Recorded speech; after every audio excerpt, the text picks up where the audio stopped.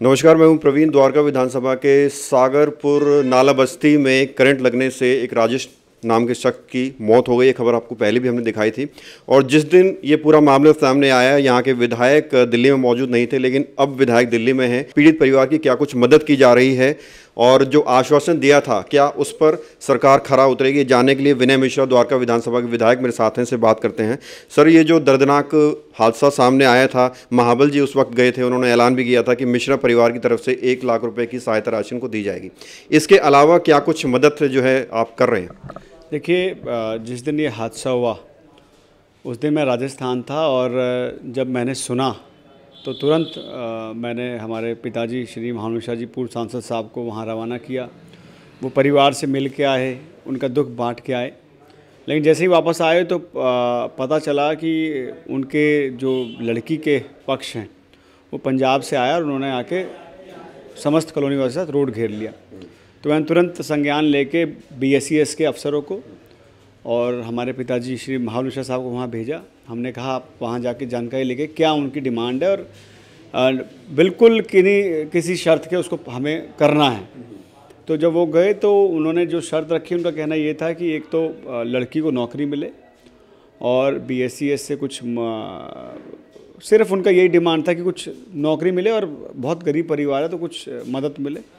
तो हमारे परिवार के ओर से उस परिवार को 1 लाख रुपए दिया गया। उससे पहले, हालांकि बताना नहीं चाहिए, लेकिन उसके परिवार को पहले भी हम मदद करके आए थे और हमने जो हमारे पिताजी जो वादा करके आए थे, तुरंत मैं आया और मैं अगले दिन उस परिवार से मिला। जो हमने वादा किया था, हमने वो धनराशि भी उनको दे दी और साथ साथ जो उनकी बेटी है, उस बेटी का मैंने 12वीं तक की फ़ीस की गारंटी ली है। मैं अपनी तरफ से उस बच्ची की फ़ीस दूंगा और BSES से जो उसकी वाइफ की जो नौकरी की बात है, वो मेरी बात हो रखी है। मैंने उनका बायोडाटा मंगाया और उसको BSES में नौकरी भी दिलाएंगे।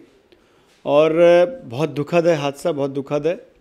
और इस हादसे पे जिस तरीके से राजनीति हुई, उस राजनीति का परिणाम भी मिल गया कि आप 5 साल वहाँ गए नहीं और जब आप 5 साल बाद चुनाव आया और उस चुनाव को देखते हुए आप वहाँ राजनीति करने गए, तो वहाँ के लोगों ने, जो हमारे वहाँ के लोकल प्रतिनिधि थे, उनको जवाब भी दिया।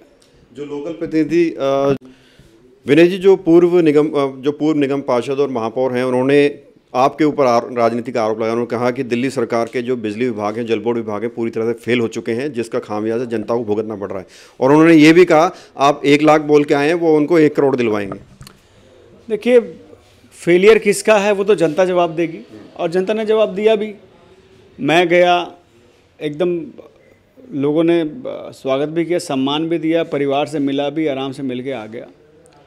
जो राजनीति करने गए थे उनको जनता ने जवाब भी दे दिया। तो उसका जवाब मुझे लगता नहीं है मैं दूँ, जनता ने जवाब दिया। और अभी चुनाव आ रहा, जो इस तरह की बातें करते हैं उनका जवाब जनता देने के लिए तैयार बैठी है।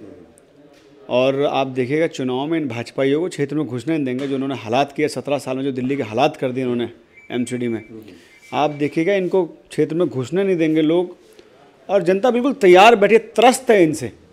और मेयर साहब किस तरह की राजनीति करते हैं आपके सामने। अभी पिछले साल छठ था, छठ में उन्होंने छठ मनाने नहीं दिया, वहाँ पे पूरी अपनी तरफ से ताकत लगे। अरे धार्मिक अनुष्ठान कोई हो रहा हो उसमें आप छठ नहीं करने देंगे। और देखिए, माँ तो माँ है, आज उनके कृपा से वहाँ छठ भी हुआ। तो ये लोग रोकने की राजनीति करते हैं। वहीं छठ बनाएंगे आप जहाँ पिछली बार आपने धरना दिया था? देखिए, मैं गया था वहाँ पे और वहाँ पे मैंने देखा कि बीच में एक जगह जहाँ हमने पिछले छठ मनाया था, वहाँ पार्क बन गया।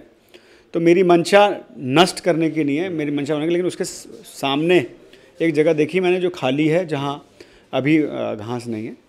तो वहाँ हम लोग छठ मनाएंगे। और मैं तो अंदर ही, हाँ, पार्क के अंदर वो जगह है। और मैं तो अपील भी करूँगा कि वो जगह जो है उसको छोड़ दिया जाए, ताकि हम उसमें छठ भी मनाएं और साथ साथ और भी जो धार्मिक भागवत कथा होती है, अभी पीछे रावण दहन हुआ था, आगे रामलीलाएँ भी होंगी, धार्मिक कार्यक्रम होंगे, राष्ट्रीय कार्यक्रम होंगे, जो हमारे जैसे 15 अगस्त होता है या 26 जनवरी होती है। तो इस तरह के कार्यक्रम भी हम उस पार्क में कर सकें, तो उस जगह को छोड़ दी जाए। और मुझे लगता है कि चुनाव के बाद निगम में आम आदमी पार्टी की सरकार आएगी निश्चित तौर पर, हमारा पार्षद वहाँ से जीतेगा, तो उसके बाद उस जगह को हम चिन्हित कर देंगे, ताकि वहाँ पे इस तरीके के कार्यक्रम जो धार्मिक और राजनीतिक और राष्ट्रीय जो कार्यक्रम हो, देश के जो कार्यक्रम हो, वो उसमें हो।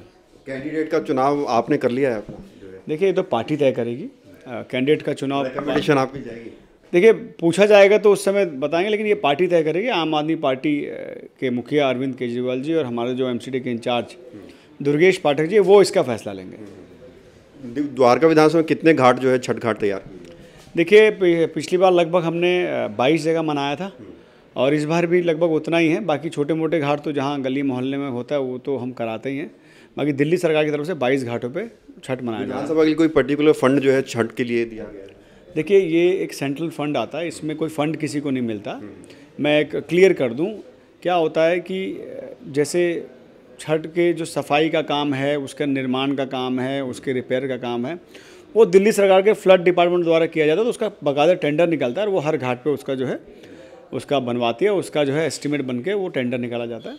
दूसरा, टेंट का भी इस बार डिसेंट्रलाइज कर दिया। इस बार डीएम कि यहाँ से उसका वो टेंडर होगा और जो टेंट वाला वो टेंडर लेगा वो टेंट सब जगह लगाएगा। तो वो फंड कोई चिन्हित नहीं होता, वो एक सेंट्रली फंड आता है और जहाँ जहाँ जैसी जो उसकी डिमांड थी, जैसे जहाँ टेंट लगता है, जितना बड़ा घाट है उस हिसाब से उसका टेंट का जो टेंट लाइट का जो लगता है उस हिसाब से उसको पैसा वो टेंट लगाया जाता है। बहुत बहुत शुक्रिया, बहुत धन्यवाद। विधानसभा के तमाम विषयों पर बातचीत की। कैमरा जर्नलिस्ट अमित के साथ प्रवीण, इंडिया टाइम 24 न्यूज़। खबरों से खबरदार रहने के लिए चैनल को सब्सक्राइब करें और प्रेस करें बेल आइकन।